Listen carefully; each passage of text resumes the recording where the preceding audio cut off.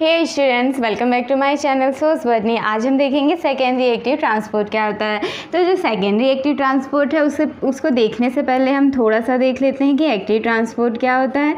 Active transport वह transport जिनमें जो भी मॉलिक्यूल्स होती है उनके सेल मेम्ब्रेन के अक्रॉस ट्रांसपोर्ट करने के लिए एनर्जी यूज़ होता है, तो उसे हम क्या कहते हैं, एक्टिव ट्रांसपोर्ट कहते हैं। यह दो टाइप्स के होते हैं। पहला होता है प्राइमरी एक्टिव ट्रांसपोर्ट और दूसरा होता है सेकेंडरी एक्टिव ट्रांसपोर्ट। तो जो प्राइमरी एक्टिव ट्रांसपोर्ट है इसके बारे में हमने पहले देखा था। ये जो प्राइमरी एक्टिव ट्रांसपोर्ट है इसे डिटेल में अलग वीडियो बनाई हुई है। अगर आपने वह नहीं देखा होगा तो आप देख लीजिएगा, जिससे आपको यह अच्छे से समझ में आ जाएगी कि सेकेंडरी एक्टिव ट्रांसपोर्ट क्या होता है। तो इसमें हम देखते हैं कि जो प्राइमरी एक्टिव ट्रांसपोर्ट है वह क्या करता है, जो भी मॉलिक्यूल्स होती है उनके ट्रांसपोर्ट के लिए डायरेक्टली एटीपी का यूज़ करता है। लेकिन सेकेंडरी एक्टिव ट्रांसपोर्ट में ऐसा नहीं होता है। डायरेक्टली जो एटीपी होती है उन्हें डायरेक्ट यूज़ नहीं करते हैं। इसमें हम देखते हैं कि जो सेकेंडरी एक्टिव ट्रांसपोर्ट में क्या होता है कि यह एक मॉलिक्यूल्स का अगर high to low concentration movement होगा, यानी हाई टू लो कंसंट्रेशन यहाँ ट्रांसपोर्ट होगा, तो इससे जो एनर्जी रिलीज़ होगी उसी एनर्जी का यूज़ करके यह दूसरे मॉलिक्यूल्स को लो टू हाई कंसंट्रेशन मूव कराएंगे, ट्रांसपोर्ट कराएंगे। तो यह क्या कर रहा है, एटीपी का डायरेक्टली यूज़ नहीं होता है इसमें। तो इसे हम देख सकते हैं, जैसे यह सेल मेम्ब्रेन है और यहाँ पे विभिन्न प्रकार के जो भी आयंस हैं या आयंस जनरली ये क्या होते हैं, आयंस होती हैं जिन्हें पंप किया जाता है। तो इनका कॉन्सेंट्रेशन यहाँ पे ज़्यादा है और यहाँ पे कम है। तो यह कॉन्सेंट्रेशन ग्रेडियंट के अनुसार क्या होंगी, हाई टू लो कॉन्सेंट्रेशन इस तरीके से मूव करेंगी। तो यह यानी जो भी आयंस होती हैं उनका हाई टू लो कॉन्सेंट्रेशन जब मूव होता है तो इनके मूवमेंट से जो इलेक्ट्रोकेमिकल ग्रेडियंट होती है उससे जो एनर्जी मिलती है उसी एनर्जी का यूज करके यह जो भी मॉलिक्यूल्स होती है उन्हें लो टू हाई कंसंट्रेशन मूव कराते हैं, ट्रांसपोर्ट करते हैं। तो इनमें क्या हो रहा है, डायरेक्टली जो भी मॉलिक्यूल्स हैं उनका के ट्रांसपोर्ट के लिए डायरेक्टली एटीपी का यूज़ नहीं होता है, क्योंकि और इसे हम को ट्रांसपोर्ट भी कहते हैं या फिर कपल्ड ट्रांसपोर्ट, यानी कि इनमें दो प्रोसेस क्या होती है, साथ साथ होती है।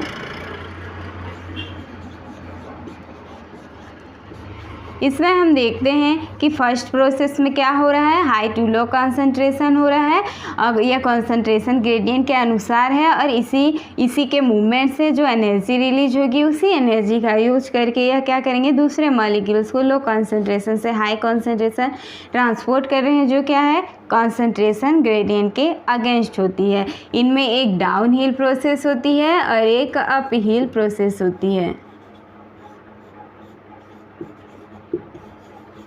तो इसे हम क्या कहते हैं, को ट्रांसपोर्ट और कपल ट्रांसपोर्ट, यानी इनमें दो ट्रांसपोर्ट यानी दो प्रोसेस क्या होती है, साथ साथ होती है। यह इनमें जब molecules high to low concentration जाएगा तभी यह दूसरे मॉलिक्यूल्स को लो से हाई कंसंट्रेशन मूव करा सकते हैं, उन्हें ट्रांसपोर्ट करा सकते हैं, नहीं तो नहीं। यानी यह दोनों प्रोसेस क्या होगी, साथ साथ होगी। इसमें हम देखते हैं कि इनमें जो प्रोटीन्स होती है वह एंटीपोटर्स या सिम्पोटर्स दोनों का यूज़ कर सकते हैं। अब एंटीपोटर्स और सिम्पोटर्स क्या होती हैं, तो इसमें हम देखेंगे कि जो भी दोनों मॉलिक्यूल्स जिनका ट्रांसपोर्ट हो रहा है वह सेम डायरेक्शन में होगा तो उसे सिम्पोटर कहते हैं। यानी जो फर्स्ट प्रोसेस है जो हाई टू लो कंसंट्रेशन जो मॉलिक्यूल्स मूव करती हैं और दूसरा जो लो से हाई कंसंट्रेशन, तो इनका जो डायरेक्शन क्या है, सेम है, तो इसे हम क्या कहते हैं, सिम्पोटर। और इसी में अगर हम देखेंगे कि एक का जो हाई से लो कंसंट्रेशन मूव कर रही है उसका डायरेक्शन इस तरफ है और लो से हाई वाले का डायरेक्शन इस तरफ है, तो इनका क्या है, डायरेक्शन ऑपोजिट है, तो इसे हम क्या कहते हैं, एंटीपोटर कहते हैं। तो इनमें जो भी मॉलिक्यूल्स होती हैं उनके ट्रांसपोर्ट के लिए जो भी सिम्पोर्टर या एंटीपोर्टर जो भी प्रोटीन्स होती हैं वह यूज़ होती हैं। जो सेकेंडरी एक्टिव ट्रांसपोर्ट है उसे हम डायग्राम के थ्रू देखेंगे कि और इनमें प्राइमरी एक्टिव ट्रांसपोर्ट कैसा होता है और सेकेंडरी एक्टिव ट्रांसपोर्ट क्या है उसे हम देखेंगे। तो सबसे पहले हम देखते हैं क्या होता है प्राइमरी एक्टिव ट्रांसपोर्ट, यानी यह सेल का क्या है इनसाइड है और ये क्या है आउटसाइड है। तो इस प्राइमरी एक्टिव ट्रांसपोर्ट में क्या होता है कि जो भी मॉलिक्यूल्स होती हैं वह डायरेक्टली एटीपी का यूज़ करती हैं और जो भी पंप्स होती हैं उनके माध्यम से इनका ट्रांसपोर्ट होता है। तो इसमें हम देखते हैं यह सेल मेम्ब्रेन है और यहाँ पे क्या है sodium potassium pump Na+K+ pump. तो जो सोडियम पोटेशियम पंप में क्या होता है कि इनमें जो सेल के बाहर से जो भी पोटेशियम आयन्स होती हैं उनका क्या होता है अंदर की ओर ट्रांसपोर्ट होता है और जो सोडियम आयन्स होती हैं यानी 3 सोडियम आयन्स जो होती हैं उनका सेल के बाहर क्या होता है ट्रांसपोर्ट होता है। किसकी हेल्प से? सोडियम पोटेशियम पंप की हेल्प से। और ये क्या करती हैं डायरेक्टली एटीपी का यूज़ करती हैं। ये तो प्राइमरी एक्टिव ट्रांसपोर्ट हो गया। अब उसी में हम देखेंगे सेकेंडरी एक्टिव ट्रांसपोर्ट में क्या होता है। सेकेंडरी एक्टिव ट्रांसपोर्ट में क्या होगा कि कोई भी जो आयन्स होती हैं जिनका क्या है कॉन्सेंट्रेशन ज़्यादा है और यह हाई कॉन्सेंट्रेशन से लो कॉन्सेंट्रेशन मूव कर रही हैं, तो इनमें ये हमेशा क्या होंगे आयन्स ही होंगी। जो हाई कॉन्सेंट्रेशन से लो कॉन्सेंट्रेशन जो मूव करता है तो इनमें हमेशा क्या होती हैं आयन्स ही होती हैं और जिनकी एनर्जी का यूज करके जो दूसरे मॉलिक्यूल्स होती हैं उनका ट्रांसपोर्ट किया जाता है। तो इनमें जो आयन्स होती है उन्हें जब हाई कॉन्सेंट्रेशन से लो कॉन्सेंट्रेशन पंप किया जाता है तो इसके एनर्जी कहाँ से आती है? इनके पंप करने से जो इलेक्ट्रोकेमिकल ग्रेडियंट होती है उससे एनर्जी आती है और इसी एनर्जी का यूज़ करके यह जो ग्लूकोज होती हैं उनका क्या या जो भी मॉलिक्यूल्स होती हैं उनका क्या होता है ट्रांसपोर्ट होता है। कैसे होगा? लो टू हाई कंसंट्रेशन। तो इसमें हम आयन देख लें तो क्या होगा सोडियम और जो ग्लूकोज है Na+ और जो ग्लूकोज है यह इसका बेस्ट एग्जांपल है। इसके थ्रू हम सेकेंडरी एक्टिव ट्रांसपोर्ट को आसानी से समझ सकते हैं जिनमें क्या हो रहा है जो सोडियम आयन्स हो रही हैं उनका high to low concentration transport हो रहा है और इससे जो एनर्जी मिलती है उसी एनर्जी का यूज़ करके जो ग्लूकोज होता है उन्हें लो टू हाई कंसंट्रेशन क्या किया जाता है ट्रांसपोर्ट किया जाता है। इसे हम कपल ट्रांसपोर्ट कहते हैं। या फिर दोनों प्रोसेस क्या होती है इनमें साथ साथ होती है। यहाँ जो भी प्रोटीन्स है वह एंटीपोर्टर या सिम्पोर्टर हो सकता है। इनमें यह कौन सा एग्जाम्पल है? यह सिम्पोर्टर का एग्जाम्पल है। इसमें जो सोडियम आयन्स है उनका क्या हो रहा है डाउनहिल ट्रांसपोर्ट हो रहा है। यह डाउनहिल प्रोसेस होती है यानी कॉन्सेंट्रेशन ग्रेडियंट के अनुसार होती है हाई टू लो। और जो ग्लूकोज होती है वह क्या हो रहा है अपहिल प्रोसेस है और यह कॉन्सेंट्रेशन जो ग्रेडियंट है उनके अगेंस्ट होती है यानी कि लो टू हाई। इसमें क्या हो रहा है डायरेक्टली जो भी एटीपी जो एनर्जी का सोर्स है तो डायरेक्टली इसमें एटीपी का यूज़ नहीं होता है। जो सेकेंडरी एक्टिव ट्रांसपोर्ट होती है उनका एग्जांपल हम देखेंगे तो क्या होता है Na+ ग्लूकोज सिम्पोर्टर Na+ और जो ग्लूकोज होती हैं उनका ट्रांसपोर्ट। तो जो इंटेस्टाइन की इपिथेलियल सेल होती है उनके इंटेस्टाइन की इपिथेलियल सेल में जो ग्लूकोज का एब्जॉर्प्शन है वह सेकेंडरी एक्टिव ट्रांसपोर्ट का एग्जांपल है। यानी यह जो ग्लूकोज का एब्जॉर्प्शन होता है वह किस टाइप का होता है सेकेंडरी एक्टिव ट्रांसपोर्ट का होता है।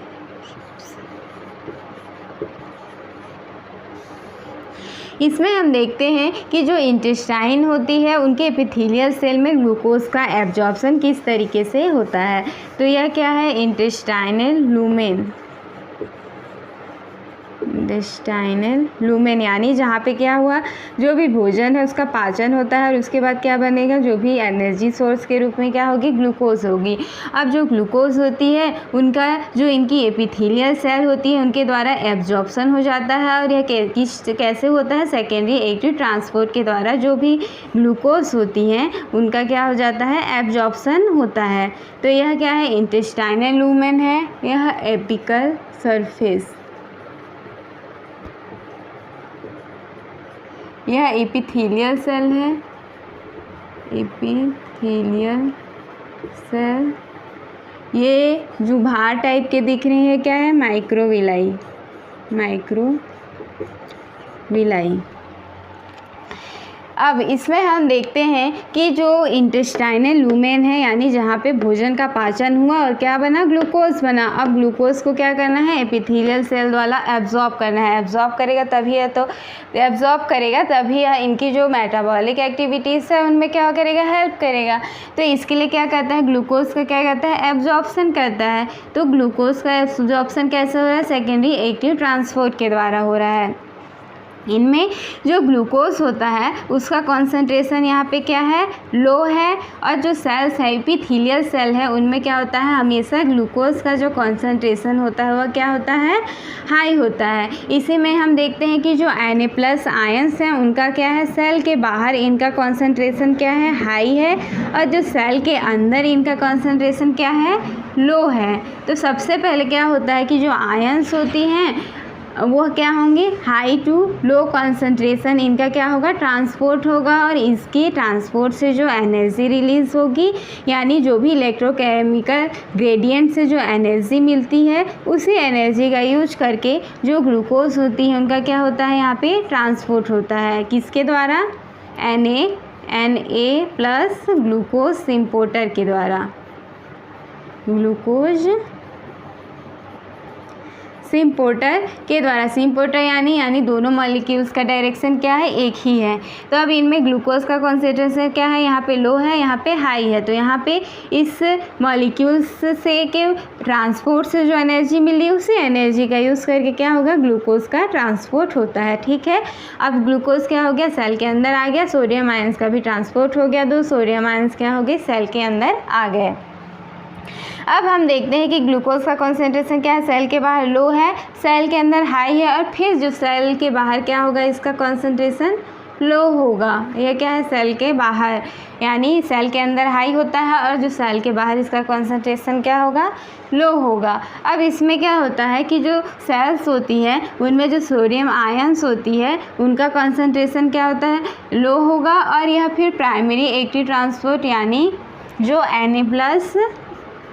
Na+, K+, जो एटीपेज होती हैं, जो Na+, K+ पंप होती हैं, उनकी हेल्प से 3 सोडियम आयंस क्या हो जाती हैं, सेल के बाहर चली जाती हैं, और 3 सोडियम आयंस बाहर जाएंगी तो क्या होगा, 2 पोटेशियम आयन सेल के अंदर आती है। ये किसके हेल्प से होता है, सोडियम पोटेशियम पंप की हेल्प से होता है, और ये क्या है, प्राइमरी एक्टिव ट्रांसपोर्ट है।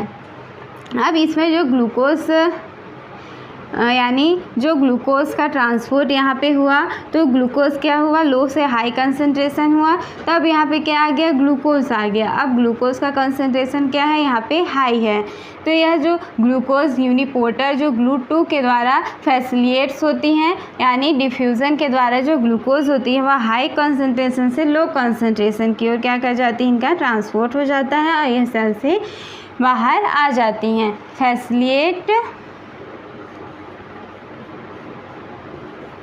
फैसिलिएट्स डाउनहिल इफ्लक्स, यानी high concentration to low concentration. ठीक है, तो यहाँ पे क्या हो रहा है, सेकेंडरी एक्टिव ट्रांसपोर्ट के द्वारा जो इंटेस्टाइनल की जो एपिथेलियल सेल होती है उनके द्वारा क्या हो रहा है, ग्लूकोज का एब्जॉर्प्शन हो रहा है। जो इंटेस्टाइनल के जो ल्यूमेन होती है उस भाग से जो भी ग्लूकोज होता है वह Na+ ग्लूकोज सिम्पोर्टर के द्वारा इसकी एपिथेलियल जो सेल होती है उनके द्वारा क्या कर ली जाती है, एब्जॉर्ब कर ली जाती हैं और यह फिर सेल के बाहर इस तरीके से इनका ट्रांसपोर्ट हो जाता है। इनमें ग्लूकोज का कंसंट्रेशन यहाँ पे लो है और जो सेल के अंदर ग्लूकोज का कंसंट्रेशन क्या है, हाई है, और फिर सेल के बाहर इसका कंसंट्रेशन क्या है, लो है। तो glucose low to high concentration जाएगा किसकी हेल्प से, सोडियम आयन जो मॉलिक्यूल्स यहाँ पे मूव की हैं उससे जो एनर्जी मिली उनकी हेल्प से glucose low concentration to high concentration जाएगा। अब इसके बाद क्या होता है, यहाँ पे ग्लूकोज का क्या है, कंसंट्रेशन ज़्यादा है, तो यह जो ग्लूट ट्रांसपोर्टर होती है, ग्लूकोज यूनिपोर्टर है, उसके माध्यम से ग्लूकोज क्या हो जाती है, सेल के बाहर इनका ट्रांसपोर्ट हो जाता है, चली जाती हैं। और जो सोडियम आयंस होती हैं जिनका कंसंट्रेशन यहाँ पे क्या है, लो है और बाहर क्या है, हाई है, तो यह जो सोडियम पोटेशियम एटीपेज होती हैं यानी जो सोडियम पोटेशियम पंप होती है उनकी हेल्प से जो 3 सोडियम आयंस होती हैं वह क्या होंगी, बाहर की ओर पंप कर दी जाती हैं।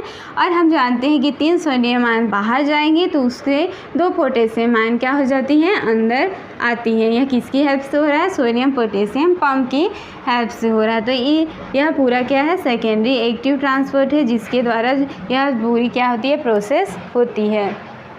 इस तरीके से हम देखते हैं कि सेकेंडरी एक्टिव ट्रांसपोर्ट क्या होता है, इनका मैकेनिज्म क्या है। आई होप यह वीडियो आपको अच्छी लगी हो तो प्लीज़ मेरे चैनल को सब्सक्राइब कर दीजिएगा और इसकी जो PDF है उसका लिंक आपको डिस्क्रिप्शन मिल जाएगा, आप वहां से जाकर आसानी से डाउनलोड कर सकते हैं। आप इंस्टाग्राम में भी फॉलो कर सकते हैं, आप टेलीग्राम चैनल भी ज्वाइन कर लीजिएगा जिससे आपको जो नोट्स हैं वह आसानी से मिल जाएँ। Thanks for watching.